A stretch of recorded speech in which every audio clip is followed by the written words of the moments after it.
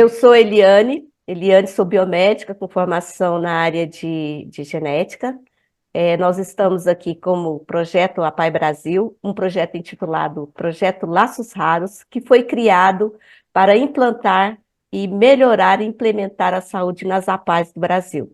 Nós somos mais de 2.200 APAIs em todo o Brasil e que necessitam dessas informações de saúde. O projeto foi pensado em 3 etapas. A primeira etapa foi visitas técnicas que nós fizemos através do Capacita APAI Brasil, onde falamos da saúde nas APAIs. Não conseguimos visitar todos os estados, mas fizemos bastante APAIs do Brasil toda.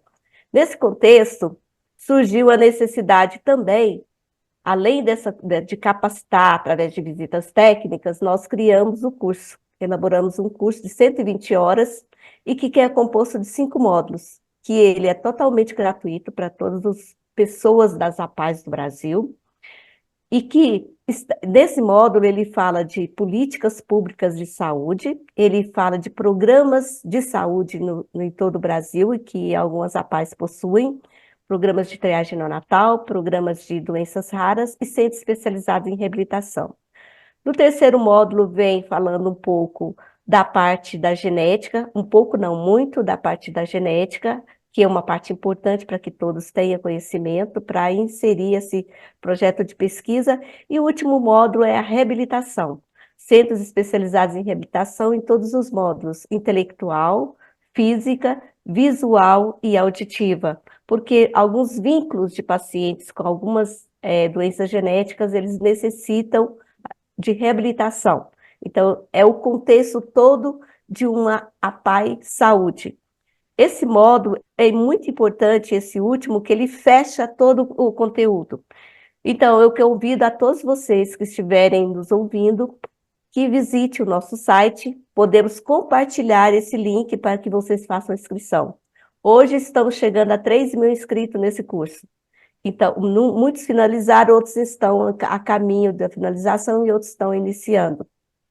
O alcance é todo o Brasil e ele não finaliza, ele vai ficar sempre no nosso site, no Instituto APAI Brasil, aguardando a sua inscrição.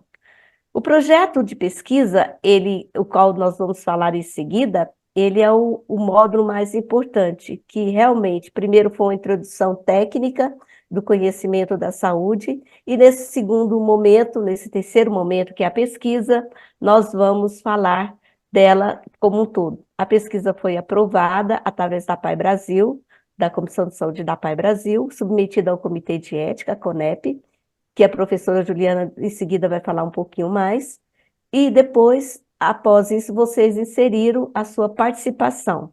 Podemos receber outras participações? Sim, essa semana eu devo receber mais algumas APAIs que estão interessadas, porque a pesquisa ela continua, e nós podemos aditivar o nosso projeto de pesquisa. Queremos chegar no N bem expansivo, interessante, para que a gente busque pacientes que realmente estão dentro das APAIs e que não têm diagnóstico de alguma dessas doenças, o qual as pessoas que estão aqui vão falar em seguida. Então, venham participar conosco. As que ainda não começaram, tenha sempre o saber de que estamos aqui para dar suporte para vocês em todas as dúvidas que vocês tiverem, através de dúvidas das doenças que são investigadas, como eu vou coletar, como eu vou enviar, como eu vou fazer essa pesquisa. Toda essa pesquisa está a cargo da UNB, Universidade de Brasília, que vocês vão ter informações a seguir. Então, muito obrigada. Olá, eu sou a professora Juliana Mazeu, eu sou bióloga e eu sou professora na Faculdade de Medicina da Universidade de Brasília, atuo na área de genética médica e minha participação dentro do projeto Laços Raros é coordenando a etapa de análise de dados genéticos na parte mais de diagnóstico, né? Essa parte do projeto está intitulado Investigação da Etiologia de Distúrbios do Movimento e do Neurodesenvolvimento de Início Precoce. É uma pesquisa que foi, então, aprovada dentro do Comitê de Ética da própria universidade e pela CONEP, que é o órgão federal de aprovação para pesquisas científicas. Esse projeto, então, ele está respaldado, né, legalmente por essas instituições. É um projeto em parceria, então, da APAE Brasil e da Universidade de Brasília. E o nosso objetivo principal com esse projeto é tentar, então, melhorar o diagnóstico de pacientes que são atendidos nas APAES e entender um pouco mais qual que é a frequência das principais doenças genéticas que são investigadas por esse teste e a de sua distribuição nas diversas regiões brasileiras. Os participantes do projeto, né, cada família que for participar do projeto vai receber, então, alguns documentos, né? O primeiro deles é esse termo de consentimento livre e esclarecido, que está aqui na tela. Esse termo, o profissional de saúde, né, que estiver conversando com a família, vai apresentar esse termo. Esse termo, ele contém, então, algumas informações gerais sobre a pesquisa, qual que é o principal objetivo, como que são feitas as coletas, tá? Aqui na página seguinte, né, explica como que é a divulgação dos resultados, tem contato, né, aqui da nossa equipe, contato da equipe do próprio Comitê de Ética. Então, essa família vai assinar aqui, colocar o nome do dependente, o responsável legal vai assinar também esse documento, o documento já está com a minha assinatura, e esse documento vai ser, então, enviado para nós, pela APAE, tá? Além desse termo de consentimento, então, mostrando que a família tem interesse, então, em participar da pesquisa, vai ser preenchido um questionário. Esse questionário, ele vai ter algumas informações pessoais, então, do paciente, e vai ter algumas informações clínicas. Esses dados, eles são dados extremamente importantes para que a gente possa avaliar os dados do exame genético da melhor maneira possível, tá? Alguns dados, eles são um pouquinho mais complexos, do ponto de vista médico, tá? Mas a equipe que estiver preenchendo, ela não precisa se preocupar em preencher tudo, ela vai preencher o máximo que for possível, e se em algum outro momento for necessário, a gente pode voltar, né, a equipe médica entrar em contato para tentar conseguir alguma outra informação, caso seja necessário. Então, aqui nós temos alguns dados, né, com relação à história familiar do paciente, aqui dados pessoais, qual é o responsável pela PAI que está preenchendo, qual é a unidade da PAI onde esse paciente está vinculado. Aqui, então, algumas informações com relação a dados clínicos, tá? Esse questionário é um questionário muito semelhante ao que vai ser encontrado na página do site da Mendelix, que é a parceira que está realizando os exames. Então, para que não tenha dificuldade de preencher dois questionários distintos, esse questionário é bastante parecido, então essas informações elas vão ter que ser preenchidas também naquele questionário. Aqui, então, mais algumas outras informações, e nós deixamos alguns campos em branco, né, para que possa ser colocado alguma particularidade daquele paciente, que seja interessante mencionar, algo que esteja sendo observado pela equipe. Meu nome é Ana Caroline, eu sou médica geneticista, estou participando do projeto APAE Laços Raros, né, e hoje eu quero conversar com vocês a respeito do painel Movimente, as indicações de análise para facilitar o envio das amostras dos pacientes. Então, a gente vai falar sobre o que esse painel avalia, os critérios de inclusão e exclusão para análise. Primeiramente, eu vou definir o que é um painel genético para a gente poder entender algumas limitações dessa análise genética, né? Então, um painel genético é um exame genético em que a gente inclui um grupo de genes que possuem um quadro semelhante. E esse grupo de genes vai ser analisado junto para a gente tentar chegar em uma conclusão em relação ao caso do paciente. Isso a gente consegue fazer quando a gente tem genes que possuem quadros sobrepostos, em que apenas a avaliação clínica a gente não consegue definir qual gene que é o acometido, né?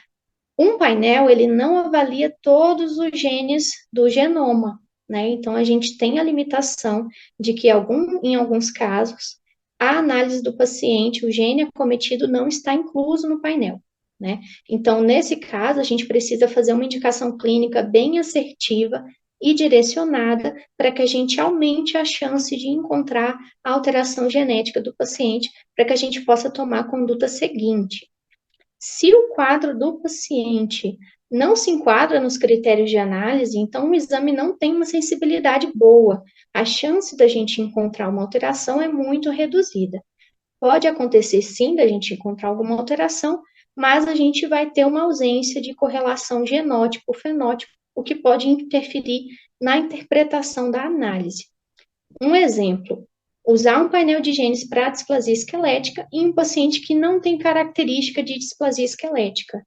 A gente pode até encontrar um gene ou outro com alguma alteração, mas a gente vai perder aquela correlação genótipo-fenótipo e a gente não consegue entender se aquilo ali tem alguma correlação com o caso do paciente ou não.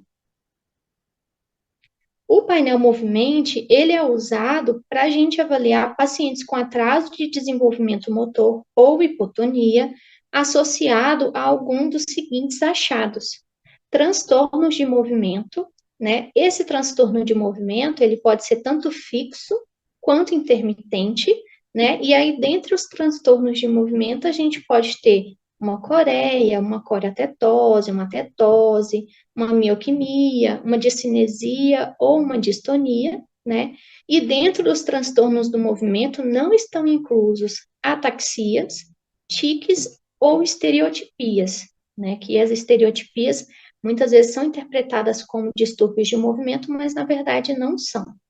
Além disso, a gente tem quadros de desautonomia, por exemplo, uma pitose palpebral, sudorese, hipoglicemia, hipotensão, né, alterações de batimento cardíaco, congestão nasal, e a gente tem as crises oculogíricas. Só para deixar claro, o mais importante dentre os critérios é o atraso motor, né, ou a hipotonia.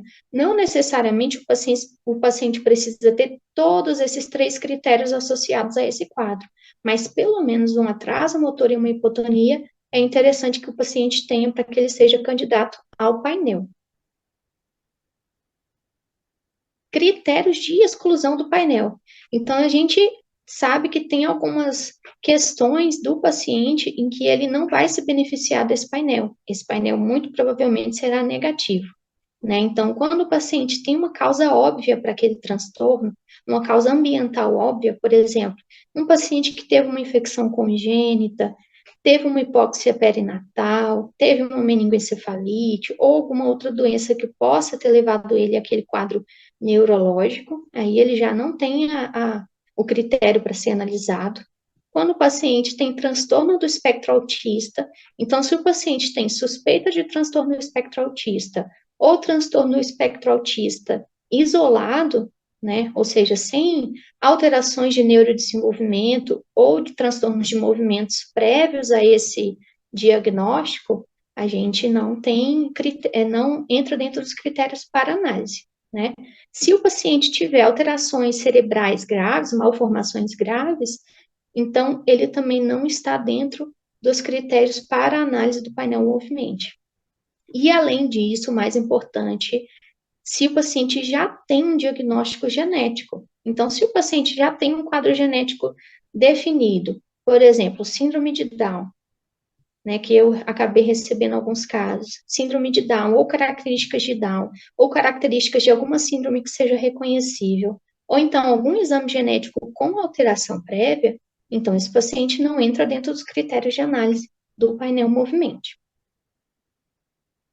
Então, em resumo, para ficar mais fácil de entender, o painel Movimente, ele é um painel que inclui genes que envolvem doenças com um fenótipo em comum, que basicamente é atraso de desenvolvimento motor ou hipotonia, associada a um distúrbio de movimento ou uma alteração do sistema autonômico. Quando a gente faz essa análise, a gente aumenta a chance de conseguir chegar a algum diagnóstico ao paciente, né? E lembrando que se o paciente apresentar algum dos critérios de exclusão, não será possível a gente proceder com a análise dele. Estou deixando aqui meu e-mail, então se houver alguma dúvida, esse é meu e-mail pessoal, tá bom? Se houver alguma dúvida em relação a algum paciente, ou às vezes tem a necessidade de discutir algum caso antes de encaminhar a amostra do paciente, pode me mandar um e-mail, que aí eu falo qual que seria interessante a conduta, se vai ter como incluir o paciente dentro do painel ou não, tá? Outra questão também, naquela parte da ficha do paciente que tem outros, pode preencher todos os sinais que vocês acharem relevantes, porque muitas vezes eu lendo aquilo ali, eu posso pensar em alguma hipótese que o gene esteja incluso dentro do painel, né? Então, não necessariamente o paciente tenha todos os critérios para análise, mas às vezes ele tem um gene ali dentro que está dentro de uma hipótese diagnóstica e ele pode se beneficiar dessa análise também. Meu nome é Thaís, eu sou assessora da Pai Brasil, estou no projeto Laços Raros. Aí estou coordenando a pesquisa genética, né? Estou na assessoria, na verdade, da pesquisa genética, é, como assessora da Pai Brasil. Bom, para as APAES que não têm médico, tá? A gente tem um fluxo, uma sequência de passos para que se realize a pesquisa, tá? Então, nós temos o responsável da APAE participante, que fará o contato com o paciente, trará as informações a respeito da pesquisa e as orientações necessárias, ele seguirá com a documentação, cada participante tem 4 documentos que serão preenchidos e são documentos obrigatórios, né, conforme a legislação, conforme a parte ética, né, da pesquisa. Então, o TCLE e o questionário são os 2 primeiros documentos que precisam ser preenchidos. O TCLE é um documento, um termo de consentimento livre e esclarecido, né, em que o paciente ou responsável, ele concorda em participar da pesquisa, e ele precisa ser assinado também pelo responsável do paciente, tá? E o questionário, ele traz as informações do paciente, informações clínicas que serão necessárias e são importantes para a análise do paciente, tá? Esses 2 documentos precisam ser enviados via e-mail para coleta@paibrasil.org.br. Mas para que a PAI que não possui médico consiga seguir com a pesquisa, ele vai precisar também enviar nesse mesmo e-mail o código de identificação que está presente no SUAB, tá? Que é um código específico para cada paciente. Então, no e-mail, ele vai anexar TCLE, questionário e uma foto com código de barra identificado do paciente, tá? Então, ele vai colocar uma etiquetinha do lado do código de barra, nome do paciente e data de nascimento, e vai bater a foto que contém essas 2 informações. Então, essas 3 informações serão enviadas para o e-mail coleta@paibrasil.org.br, porque essas informações estarão disponíveis para a pesquisadora e para a médica geneticista, que fará o cadastro da amostra desse paciente, tá? Então, a médica geneticista do projeto Laços Raros, doutora Ana Caroline, ela vai responder esse e-mail para a PAI com o código do correio para o envio da amostra, tá? Esse código do correio vai garantir a gratuidade do envio, tá? Na sequência, a PAI o responsável fará a coleta da amostra biológica, tá? Através do SUAB, assinará os termos que estão dentro do kit de coleta, então a gente vai ter um termo de consentimento que vai estar presente dentro do kit de coleta, mais uma autorização para que esses dados possam ser fornecidos na pesquisa, tá? Com essas informações e o envio para o laboratório Mendelius, segue-se o processamento das análises. É importante dizer que dentro do kit de coleta, o termo de consentimento precisa ser assinado pelo paciente, porque o laboratório Mendel só faz a análise do resultado com esse documento preenchido, tá? A assinatura do médico para as APAES que não tem médico não será necessária, porque está sob a responsabilidade da doutora Ana Caroline, tá? Nossa geneticista do projeto. No final, né, com a liberação do resultado, a médica entrará em contato com o paciente ou com a própria PAI para entregar o resultado para esse paciente. Eu trago aqui as informações com relação ao kit de coleta, tá? Tanto o kit de coleta quanto os formulários serão enviados para as APAES. No kit de coleta, nós temos documentação, nós temos o material para a coleta, o SUAB vem lacrado dentro do kit de coleta, tá? E é importante dizer que no SUAB nós temos um código de barra, que é o código de identificação dessa amostra, que precisa ser informado no momento do cadastro lá no site da Mendelex, tá? Então, junto com ele tem documentos que precisam ser assinados tanto pelo paciente quanto pelo médico responsável, e o kit de coleta, ele vai ser enviado pela equipe Laços Raros. Então, essa informação do Laços Raros precisa ser preenchida via formulário, tá? Nós temos o Google Forms, que será encaminhado para todas as APAES aprovadas e que estão participando da pesquisa. E esse formulário contém informações como os dados da APAE, do responsável de cada APAE participante e os dados do médico indicado, tá? Os dados do médico são muito importantes, porque para que seja feito o cadastro dele no painel APAE Movimente, para que ele possa seguir com o cadastro de cada participante da pesquisa.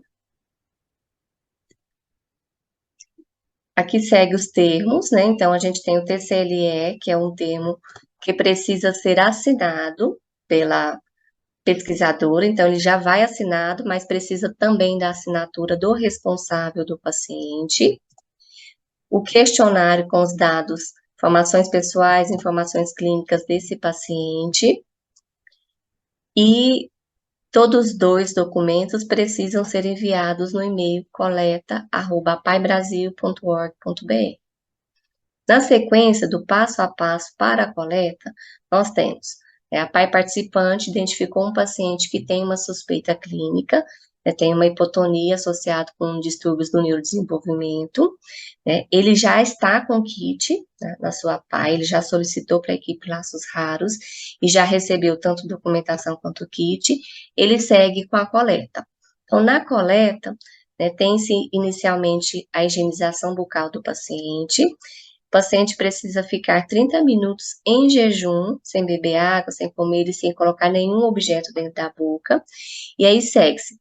Ele vai abrir a embalagem que contém o SUAB e vai inserir esse SUAB na boca do paciente.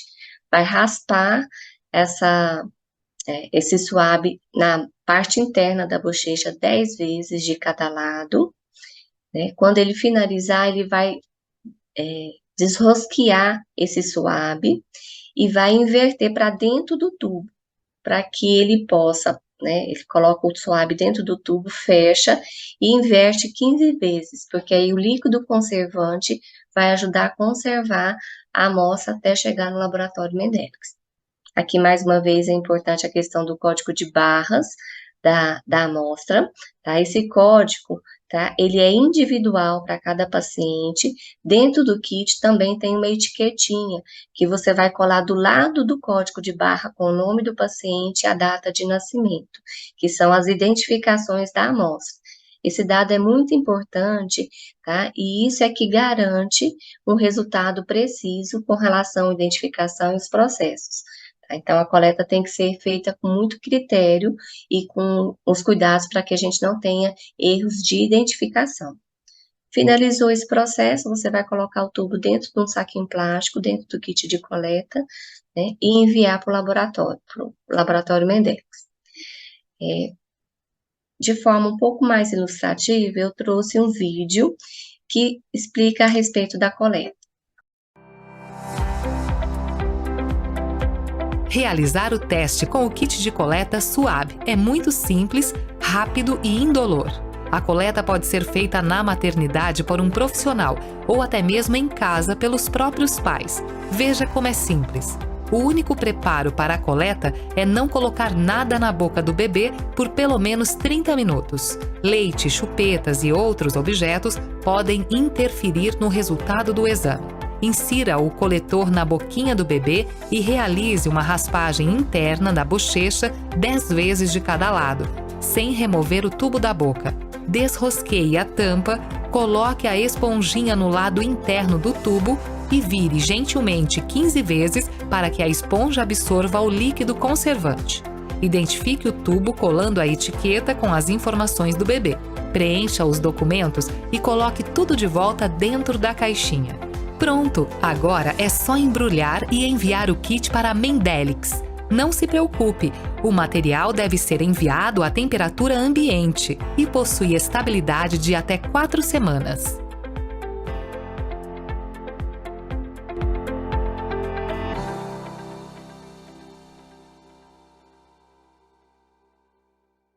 E para finalizar as informações, aqui eu trouxe alguns dados importantes. Não tem limite de idade para a coleta. Código do correio, ele expira em 15 dias, então isso é um dado importante para as APAES. A toda vez que você cadastrar um paciente no site da Mendelix, você tem até 15 dias para envio dessa amostra, porque senão esse código expira e você não vai conseguir a gratuidade do exame, tá? Ah, eu deixei passar, tivemos um atraso nessa coleta. É possível de reenviar o código do correio? É possível, mas a gente tem pedido para que essa coleta seja feita até 15 dias e o envio também para o Laboratório Mendelix. E para o envio da documentação no e-mail, coleta@paibrasil.org.br, a gente tem pedido para as APAES participantes preencherem no assunto o nome da APAE participante, tá? E que elas coloquem até 10 pacientes por e-mail. Era essas informações que eu tinha para apresentar, eu agradeço.